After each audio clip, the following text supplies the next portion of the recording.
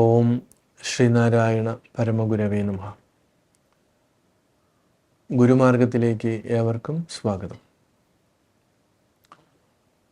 നമ്മളുടെ ഭാരതത്തിൻ്റെ ചിന്താ പദ്ധതികൾ അതിലേറ്റവും പ്രധാനമായിട്ട് പരമപ്രധാനമായിട്ട് ആത്മസാക്ഷാത്കാരത്തിന് വേണ്ടി 4 മാർഗങ്ങളെക്കുറിച്ചാണ് മഹർഷിമാർ വെളിപ്പെടുത്തിയിട്ടുള്ളത്. പ്രധാനപ്പെട്ട 4 മാർഗങ്ങളാണ്. അതിലൊന്ന് ഏറ്റവും ശ്രേഷ്ഠമായിട്ട് അല്ലെങ്കിൽ ഏറ്റവും കുറച്ച് ബുദ്ധിമുട്ടായിട്ടുള്ളതാണ് ജ്ഞാനമാർഗം. പിന്നെ ഒന്ന് ഭക്തിമാർഗം. അത് വളരെ എളുപ്പമെന്ന് തോന്നിക്കുന്ന ഒരു മാർഗമാണ്. പിന്നീട് ഒന്നാണ് രാജയോഗം. അപ്പോൾ അത് വളരെ ഇന്ന് പ്രചാരത്തിലുള്ള പല രാജ്യങ്ങളിലുമൊക്കെ പ്രചരിച്ചുകൊണ്ടിരിക്കുന്ന ധാരാളം ആളുകൾ പിന്തുടരുന്ന ഒന്നാണ് രാജയോഗം. പിന്നെ ഒന്ന് കർമ്മയോഗമാണ്. അത് നിസ്വാർത്ഥമായിട്ടുള്ള സേവനം ചെയ്ത് മനസ്സിനെ ശുദ്ധീകരിച്ച് ആ പരമപദത്തിലേക്ക് എത്താൻ വേണ്ടിയിട്ടുള്ള ഈ 4 മാർഗങ്ങൾ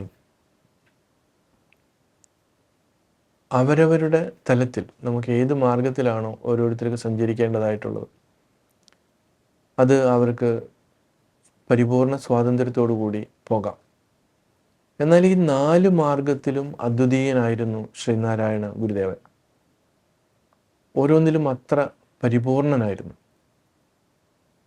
ഇതിൽ ഇപ്പോൾ ഗുരുവിൻ്റെ മഹാസമാധിയുമായിട്ടൊക്കെ അടുത്ത് വരുന്നത് കൊണ്ട് രാജയോഗം എന്നുള്ള ആ മാർഗത്തിൽ ഗുരു വളരെയധികം പ്രാവീണ്യമുള്ള അനുഭവസമ്പത്തുള്ള മഹാത്മാവായിരുന്നു. അപ്പോൾ ഗുരുവിൻ്റെ സമാധി അല്ലെങ്കിൽ മറ്റ് മഹർഷിമാരുടെ സമാധി ഒക്കെ നമ്മൾ ആചരിക്കുമ്പോൾ അതെന്താണ് ശരിക്കും ആ ഒരു സമാധി എന്ന് നമ്മളൊരു സാമാന്യമായിട്ട് അറിഞ്ഞിരിക്കണമെങ്കിൽ ഈ രാജയോഗത്തിൻ്റെ ചില തലങ്ങളെക്കുറിച്ച് നമ്മൾ മനസ്സിലാക്കണം. അപ്പോൾ സാധാരണ ഒരു വ്യക്തിക്ക് പെട്ടെന്ന് സമാധിയിലേക്ക് പോകാൻ പറ്റില്ല. അതിന് ചില പടികളുണ്ട്. അപ്പോൾ യമം, നിയമം, ആസനം, പ്രാണായാമം, പ്രത്യാഹാരം, ധാരണ, ധ്യാനം, സമാധി. ഇങ്ങനെ 8 പടികളാണ്, 8 തലങ്ങളാണ്, അല്ലെങ്കിൽ മനസ്സിൻ്റെ 8 ഭാവങ്ങളാണ്. അപ്പം അത് ഏത് രീതിയിൽ നമുക്കത് മനസ്സിലാക്കാം. അപ്പം നമ്മൾ ഓരോ തലത്തിലൂടെ ഒരു വ്യക്തി തന്നെ, ഒരു ജീവൻ, ആ വ്യക്തി ഇതിലൂടെ പടിപടിയായിട്ട് മുന്നേറണം.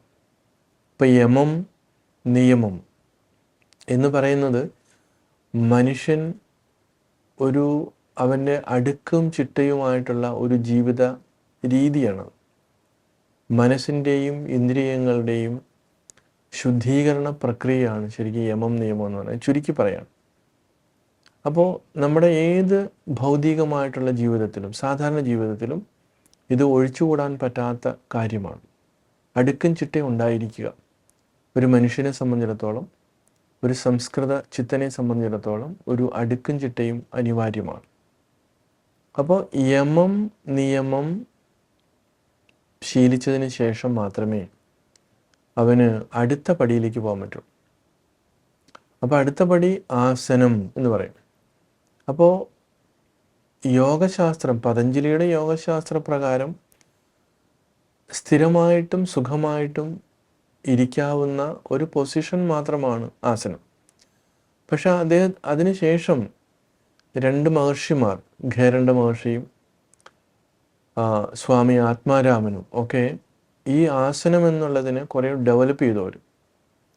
ഇന്ന് നമ്മുടെ ഈ സമൂഹത്തിൽ നമ്മുടെ ഈ പ്രചരിച്ചുകൊണ്ടിരിക്കുന്ന പല യോഗ ആസന മുറകൾ ഡെവലപ്പ് ചെയ്തതിൻ്റെ ഉത്തരവാദിത്വം അല്ലെങ്കിൽ അതിൻ്റെ ശരിക്കുള്ള കണ്ടെത്തിയ മഹർഷിമാരാണ് ഈ ഖേരണ്ട മഹർഷിയും സ്വാമി ആത്മാരാമനും.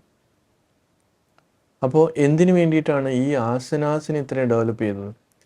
അതിനവർക്ക് കൃത്യമായ കാരണമുണ്ട്. സ്ഥിരം സുഖം ആസനം. നമുക്ക് സ്ഥിരമായിട്ടും സുഖമായിട്ടും ഇരിക്കാൻ പറ്റുന്ന ഒരു പോസ്റ്റർ. അപ്പോൾ പ്രാണായാമവും മറ്റു കാര്യങ്ങളൊക്കെ നമുക്ക് ചെയ്യണമെങ്കിൽ മിനിമം നമുക്കൊരു അരമണിക്കൂർ നട്ടെല്ല് നിവർത്തി മറ്റു ശല്യമില്ലാതെ ഡിസ്റ്റർബൻസ് ഇല്ലാതെ ഇരിക്കാൻ പറ്റണം. അതാണ്. അപ്പോൾ അങ്ങനെ വരണമെങ്കിൽ നല്ല ശരീരം നല്ല കണ്ടീഷനായിരിക്കണം. ഇപ്പം ഇന്ന് ഒരുപാട് വ്യായാമ മുറകൾ നമുക്ക് നമ്മുടെ ലോകത്ത് നമ്മുടെ ചുറ്റുപാടുമുണ്ട്. അപ്പോൾ വളരെ സുരക്ഷിതമായിട്ടുള്ള ഒരു വ്യായാമ മുറയാണ് യോഗാസനങ്ങൾ. അപ്പോൾ അതിനെയൊക്കെ അറിഞ്ഞുകൂടാതെ വിമർശിക്കുന്ന ധാരാളം ആളുകൾ നമ്മുടെ സമൂഹത്തിലുണ്ട്. അതും കൂടി നമ്മൾ തിരിച്ചറിയണം. കാരണം അവരെ സംബന്ധിച്ചിടത്തോളം അവർക്കറിയാത്ത കാര്യങ്ങൾ ശരിയല്ലെന്ന് ശഠിക്കുന്ന ആളുകളാണ്. അപ്പോൾ ഇവിടെ മഹർഷിമാർ ഒരുപാട് അവരുടെ നിരന്തരമായിട്ടുള്ള അന്വേഷണത്തിൽ നിന്നിട്ടാണ് ഈ ഒരു സംഭവം അവർ കണ്ടെത്തിയിട്ടുള്ളത്, ആസനം. അപ്പോൾ അതിന് പറ്റുന്ന ഒരു ആസനം നമ്മൾ തിരഞ്ഞെടുക്കുക. പത്മാസനമോ നമുക്ക് ഇരിക്കാൻ വേണ്ടിയിട്ട്. ആസന നമുക്ക് ഒരു ഡിസ്റ്റർബൻസ് ഇല്ലാതെ കഴിഞ്ഞാൽ മാത്രമേ അടുത്ത ഒരു തലത്തിലേക്ക് നമുക്ക് മനസ്സിനെ കൊണ്ടുപോകാൻ പറ്റുള്ളൂ. അപ്പോൾ തീർച്ചയായിട്ടും നമുക്ക് അത് തിരിച്ചറിയാൻ പറ്റണം. അത് നമുക്ക് ബാക്കി അടുത്ത ഇതിൽ നമുക്ക് സൂചിപ്പിക്കാം. ഏവർക്കും നമസ്കാരം.